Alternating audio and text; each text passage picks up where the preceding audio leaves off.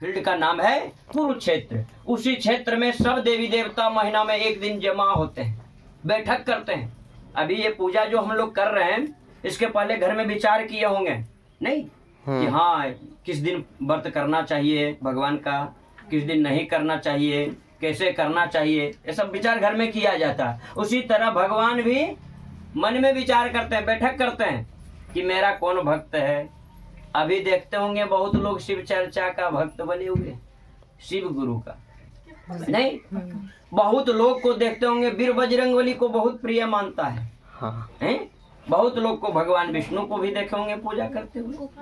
तो सब अपने अपने, जैसे आप हमको मान रहे हैं तो हम आपको आशीर्वाद देंगे, नहीं कि दूसरा रोग पंडित जी जाएगा तो बहुत ज्यादा कहेगा खुश रहिए। उसी तरह भगवान, देखिए हिंदी कथा सुनिएगा तो गप नहीं कीजिए, प्रसाद को छोड़ दीजिए, कथा होने के बाद बांटा जाएगा वो। कथा सुनिए, कथा पुस्तक से नहीं कर रहे हैं, हम आप लोग को देख के कथा कह दे रहे हैं, क्योंकि इस कथा में इस कथा में जो है खीसा कहानी है। ये कहानी समझाते हुए चल जाएंगे ना तो हिंदी पढ़ के निकल जाते हैं, हिंदी भी पढ़ देंगे नहीं समझ पाइएगा, ऐसे समझा दे रहे हैं, समझिए।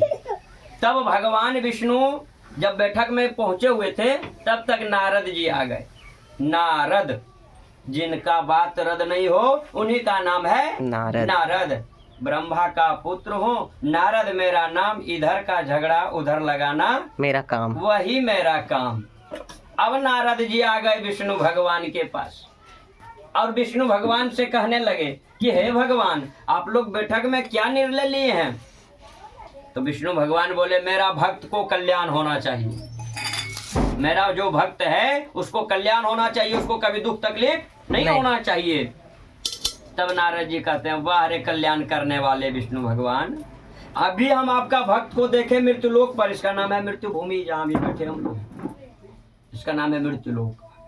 अभी हम मृत्युलोक गए थे तो मनुष्य को देखे रो रहा था और पूछे किसका भक्त है, तो नारायण जी का, विष्णु भगवान का। इन्हीं का नाम है नारायण, इन्हीं का नाम है विष्णु भगवान, इन्हीं का नाम है सत्यनारायण, इन्हीं का नाम है शतानंद, है सब इन्हीं का नाम है। तो अभी तो देखे आपका भक्त को रो रहा था, तो क्या आप विचार करते हैं अपने मन में, क्या दुख हरते हैं, कष्ट हरते हैं आप? बोले कैसे, ये हो नहीं सकता है, मेरा भक्त और रोएगा? जाओ उसको बता दो कि उत्तम सत्यनारायण व्रत कर लेगा, जो दुख कष्ट होगा उसका सब दुख दूर हो जाएगा। बोला आप तो बता दिए कि सत्यनारायण व्रत कर लेगा, लेकिन आप यह बताइए कि यह सत्यनारायण व्रत किस दिन किया जाता है, किस दिन करना चाहिए, किस समय करना चाहिए, इसमें क्या क्या फल फूल नैवेद्य भोग लगाना चाहिए, यह सब बताइए। तब भगवान नारायण जी बोलते हैं कि जिस दिन मनुष्य को श्रद्धा हो जाए, भगवान के लिए सब दिन बराबर होता है। मान्य दिन हम लोग मान लिए कि मेरे घर में आज रविवार है, मेरे घर में कोई घटना घट गया तो इस दिन पूजा पाठ नहीं करेंगे, तो मान्य दिन कौन माना? हम माने हैं। तो भगवान के लिए सब दिन बराबर होता है, सब समय बराबर होता है। तो भगवान कहते हैं जिस दिन मनुष्य को मन में इच्छा हो जाए और श्रद्धा जग जाए, उसी दिन मेरा व्रत कर ले, उसको जय जयकार हो जाएगा, घर परिवार भरा फूला रहेगा। और इस व्रत में केले का फल, शक्कर, गुड़, घी, गेहूं का चूरना अवश्य भोग लगना चाहिए। गेहूं का चूरन नहीं हो सके तो अभावे साली चूर्णम, साठी का नाम सुने हैं? गांव देहात में साठी उगता था, उसका चावल होता था, साठी का चावल सुने हैं ना? कोदो का चावल सुने हैं? मड़ुआ का थी रोटी सब सुने हैं? तो पहले कहता है कि यदि नहीं मनुष्य को आटा मिले तो साली चूर्णम, साठी का चूरन भी हो सका ना, तो चावल का भी चूर्णा का भोग लगता है, मैदा का भी भोग लग रहा है, लेकिन चूरन का भोग अवश्य लगना चाहिए, आटा का भोग अवश्य लगाना चाहिए। और इस व्रत में अपने भाई बंधुओं को बुलाकर अवश्य सुनना चाहिए, और जब कथा समाप्त हो जाए तो अपने भाई बंधुओं के साथ प्रसाद बांट देना चाहिए। सुनने वाले को चाहिए कि प्रसाद खाकर सत्यनारायण भगवान का ध्यान करते करते अपने अपने घर जाएं। इससे सुनने वाले को दुख कष्ट भगवान हर लेते हैं, दूर कर देते हैं। इति स्कंद रेवाखंड सत्यनारायण व्रत कथा पहला अध्याय समाप्त। प्रेम से बोलते वृंदावन बिहारी लाल की। लिखिए, हम जितना जोर से एक आदमी बोल रहे हैं, आप लोग 5 आदमी मिलके जय नहीं सुनाया हमको। थोड़ा जोर से बोलिएगा कि भगवान सुने। प्रेम से बोलते सत्यनारायण भगवान की जय। वृंदावन बिहारी लाल की जय। आनंद कंद भगवान की जय।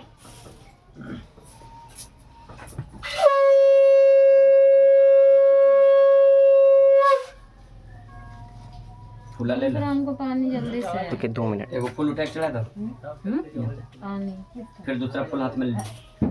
अर्थ द्वितीय अध्याय। अब दूसरा अध्याय में भगवान क्या कर रहे हैं? विष्णु भगवान नहा धो लिए, सुबह होता है। नहीं हाथ धोएंगे। हल्ला मत कर। भगवान क्या कर रहे हैं? नहा धो करके अपने भगवान को पूजा करने गए। जैसे अब कहिए सत्यनारायण भगवान किनका पूजा करेंगे? खुद भगवान है। तो आप ये देखते होंगे मुखिया है, उसके ऊपर क्या कहते हैं, जो जिला परिषद है, तो सबके ऊपर सब है। हम ब्राह्मण हैं तो घर में कथा नहीं कर सकते। मैं इतना जान लीजिए कि मैं ब्राह्मण हूँ तो अपना घर में कथा नहीं कर सकते हैं, और कथा कर भी देंगे तो इसका फल हमें नहीं मिलेगा। हम भी दूसरे ब्राह्मण को बुला के उसका पैर धोते हैं, तब हमको फल मिलता है। तो उसी प्रकार सत्यनारायण भगवान अपने गुरुदेव का पूजा कर रहे थे। उस समय नारद जी आके चिल्लाने लगे। अब देखिए, आप लोग जो गप करते हैं तो पूजा में डिस्टर्ब होता है नहीं, उसी तरह अब नारद जी आके चिल्ला रहे हैं और विष्णु भगवान इधर पूजा कर रहे हैं। अब पूजा करना चाह रहे हैं, कोई गुरु जी का तो हो जा रहा है, शिष्य का उल्टा हो जा रहा है। कोई हल्ला करेगा, डिस्टर्ब करेगा तो दिमाग वहां चला जाता है ना। उसी तरह कहते हैं पूजा में शांत होकर पूजा करना चाहिए। अब नारद जी आए, नारायण नारायण नारायण चिल्ला रहे हैं। भगवान विष्णु को गुस्सा हो गया मन में, भगवान विष्णु को गुस्सा आ गया और गुस्सा करके निकल गए, पूजा करना छोड़ दिए कि आज जाते हैं नारद को डांट करके भगा लेते हैं, इसके बाद पूजा करेंगे हम। पूजा करना भगवान छोड़ दिए। आप लोग सब छोड़ दीजिए, पूजा कथा के बाद सब हो जाएगा, जहाँ है तहाँ रहने दीजिए कि आज नारद को डांट करके रहेंगे, क्योंकि पूजा के समय में आता है और नारायण नारायण चिल्लाने लगता है, मेरा पूजा भंग कर देता है, इसलिए डांटना होगा। जब निकले डांटने के लिए तो उनका बुद्धि गोल, तो ही जा करके लक्ष्मी माता को इधर उधर पढ़ा देगा और झगड़ा लगा देगा। भगवान विष्णु भी पत्नी से डरते थे, इसलिए ना आज देखते हैं कलयुग में अधिकतर पत्नी का ही रुबाब चलता है हर जगह। भगवान विष्णु भी सोचे कि अभी यदि हम इसको नारद को कुछ बोल देते हैं तो हमारी पत्नी को उल्टा सीधा पढ़ा देगा और हम घर जाएंगे तो मेरा कल्याण कर देगी पत्नी, झगड़ा हो जाएगा। इसलिए नारद को डांटना भगवान पसंद नहीं किए, उनको समझाने लगे। बोलो नारद, तुम हमारे पास किस लिए आए हो, क्या बात है? तो नारद जी कहते हैं, प्रभु आप बहुत बड़ा ज्ञानी है, आपसे ज्ञान लेने के लिए मैं कुछ आता हूँ। तो बोले क्या ज्ञान चाहिए? बोले ज्ञान यही चाहिए कि सत्यनारायण व्रत जो बताए, इस व्रत को सर्वप्रथम किसने किया, सबसे पहले इस व्रत को कौन किया था, हमको सुनाइए। तो भगवान कह रहे हैं, सतानन, बड़ी मम्मी यहाँ काशीपुरी में एक निर्धन सतानन नामक ब्राह्मण रहता था, उसका नाम सतानन था। जब अध्याय समाप्त हो तब उठ के जाना चाहिए, ऐसा क्या कर रहे हैं आप लोग? फलम तत्सर्वं श्रोतुं रक्षामः कर्तये महामुने। श्री भगवान उवाच नारदेन संपुष्टो भगवान कमलापति तुरुषयति बाणं तक्षुणोष्व महामुने प्रथमं ख्याता महादेवी किल लीलावती समागृतः। इति स्कंदरेवाखंड सत्यनारायण व्रत कथा दूसरा अध्याय समाप्त। प्रेम से बोल वृंदावन बिहारी लाल की जय।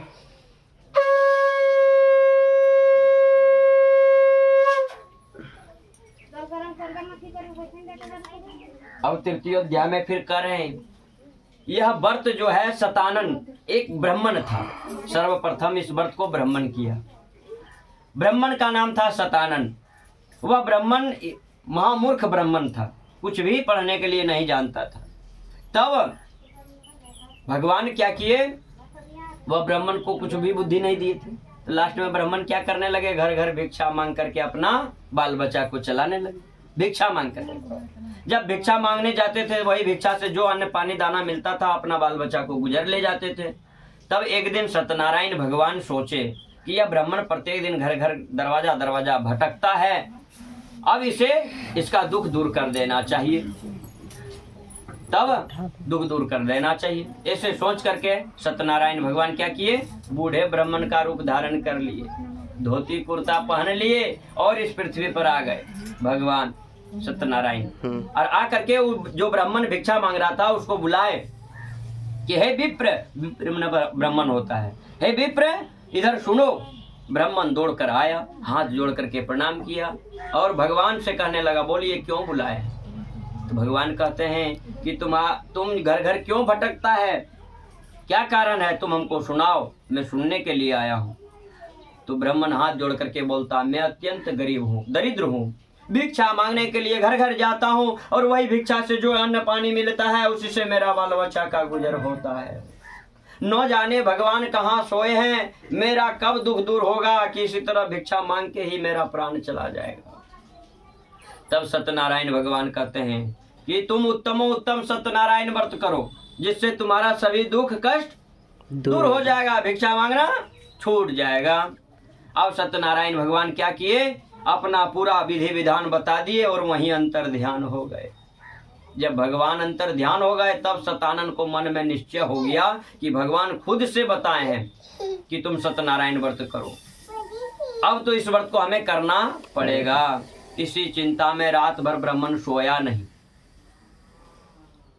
कि हमें इतना द्रव्य मिलता नहीं है जो कि भगवान का व्रत कर पाएंगे, कैसे करेंगे? भिक्षा में कोई पैसा देता नहीं, अन्न पानी देता है, तो मैं व्रत करूंगा कहाँ से? इसी चिंता में रात भर ब्राह्मण नहीं सोया। सुबह में जल्दी सा उठा और फिर भिक्षा मांगने चल दिया। उस दिन ब्राह्मण को इतना द्रव्य मिला कि द्रव्य को देखकर बहुत खुश हो गया और उसी द्रव्य से सुंदर केले का फल, शक्कर, गुड़, घी, गेहूं का चूरना सब सामान खरीद कर लाया, अपना जाति भाई को बुलाया और विधि से सत्यनारायण व्रत किया। व्रत के प्रभाव से भगवान क्या किए, जिस समय व्रत पर बैठे हुए थे ब्राह्मण, उसी समय भगवान क्या किए, ब्राह्मण का कंठा में सरस्वती वास करा दिया। जब माता सरस्वती की वास हो गया तो घर बैठे ब्राह्मण लघु सिद्धांत कौमुदी पुस्तक लिखे हुए हैं सतानंद। श्री रामचरित्र मानस में भी सतानंद का उल्लेख दिया गया, रामायण में। यह देखिए, जो कि महामूर्ख थे, जब भगवान का व्रत किए तो सरस्वती वास करा दिए। अब तो एक किताब, कुंडली बनाने लगे, जन्म पत्रिका लिखने लगे हैं। अब घर बैठे उनका घर परिवार अच्छा से गुजर होने लगा, और उसी से उनका महल मकान धन संपत्ति सब कुछ भर गया, घर परिवार चलने लगा। तब वो सतानंद कहता है कि तेरा तुझको अर्पण क्या लागे मेरा, तेरा तुझको अर्पण क्या लागे मेरा। हे भगवान, जब सब कुछ आप दिए हैं तो आपका व्रत हर महीना करेंगे, पूर्णमासी का पूर्णमासी। सतानंद उसी दिन से हर महीना सत्यनारायण का व्रत पूर्णमासी के दिन करना शुरू कर दिया। इति स्कंद रेवाखंड सत्यनारायण व्रत कथा 3रा अध्याय समाप्त। प्रेम से बोलते वृंदावन बिहारी लाल की जय, आनंद कंद भगवान की जय, श्री सत्यनारायण भगवान की जय।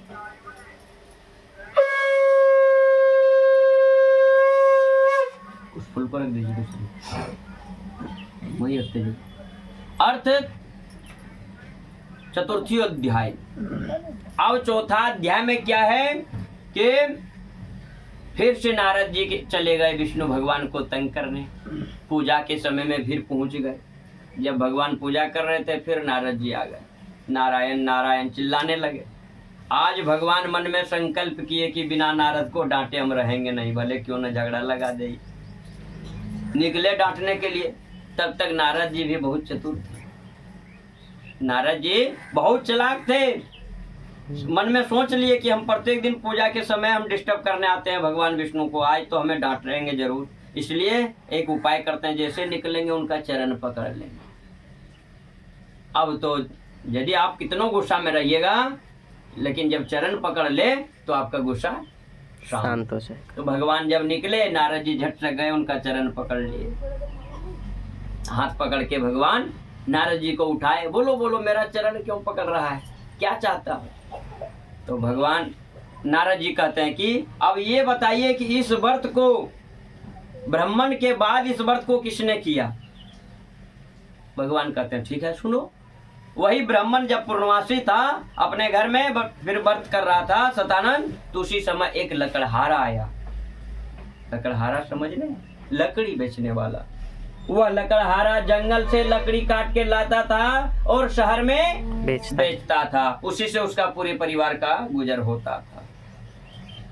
अब लकड़हारा पूर्णमासी का दिन भी लकड़ी लेकर के शहर जा रहा था बेचने। जब जा रहा था तो देखा कि यह ब्राह्मण का दरबार है। ब्राह्मण के घर पर पहुंचा तो उसको एकाएक भूख और प्यास लग गया लकड़हारा को।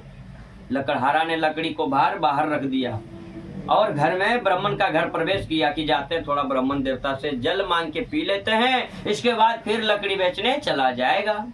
इसी तरह मन में सोचकर लकड़हारा लकड़ी को दरवाजा पे रख दिया। ब्राह्मण घर जब प्रवेश किया तो देखा यहाँ तो व्रत हो रहा है, अब हम किससे जल मांगेंगे, कोई तो उठेगा नहीं व्रत में। इसीलिए लकड़हारा ने क्या किया, शांति से वो अभी एक जगह बैठ गया। जब तक व्रत समाप्त नहीं हुआ लकड़हारा बैठा रहा।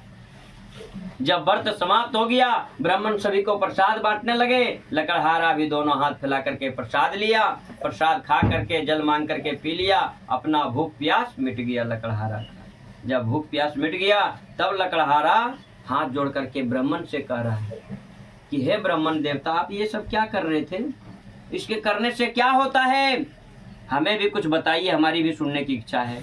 तो ब्राह्मण ने कहा कि इन्हीं का दुआया, इन्हीं का दिया हुआ यह महल मकान धन संपत्ति बाल बच्चा जितना भी देख रहे हो सब इन्हीं की कृपा से हमको प्राप्ति हुआ है। अब लकड़हारा तो बहुत खुश हो गया और लकड़ी को सिर पर उठा लिया और शहर की ओर बेचने चल दिया। मन में सोचते जा रहा है कि आज लकड़ी का जो पैसा होगा, भले जितने पैसा में लकड़ी बिके उतने का सब सामान भगवान के लिए खरीदेंगे, सत्यनारायण भगवान का व्रत का सामान खरीदेंगे और कल सवेर अपना जाति भाई को बुला करके हम भी सत्यनारायण व्रत करेंगे। अब लकड़हारा लकड़ी बेचने जब शहर पहुंचा उस दिन लकड़हारा को दुगुना द्रव्य मिला। प्रत्येक दिन से उस दिन दुगुना द्रव्य मिला। वह द्रव्य को देखकर लकड़हारा बहुत खुश हो गया और खुश होकर के सुंदर केले का फल, शक्कर, गुड़, घी, गेहूं का चूरना सब सामान खरीद करके ले लिया और घर में आकर अपना जाति भाई को बुलाकर दूसरे दिन सत्यनारायण व्रत किया। व्रत के प्रभाव से लकड़हारा का भी धन पुत्र से घर भर गया और लकड़हारा भी अंत में सतलोक को प्राप्त किया, मतलब विष्णु लोक को गए। द्वितीय स्कंद रेवाखंड सत्यनारायण व्रत कथा चतुर्थीयोध्याय समाप्त। प्रेम से बोल वृंदावन बिहारी लाल की, आनंद कंद भगवान की, श्री सत्यनारायण भगवान की।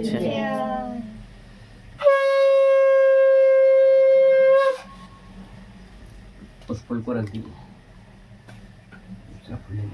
अर्थ पंचमोध्याय। अब पंचम अध्याय में की आशित तंडुलोधव जो राजा पूरा उल्का मुखे नामम, मतलब एक नगर में एक राजा था। वह राजा बहुत धर्मात्मा राजा था। राजा का नाम था जितेंद्र और रानी की नाम थी प्रमोगंधा।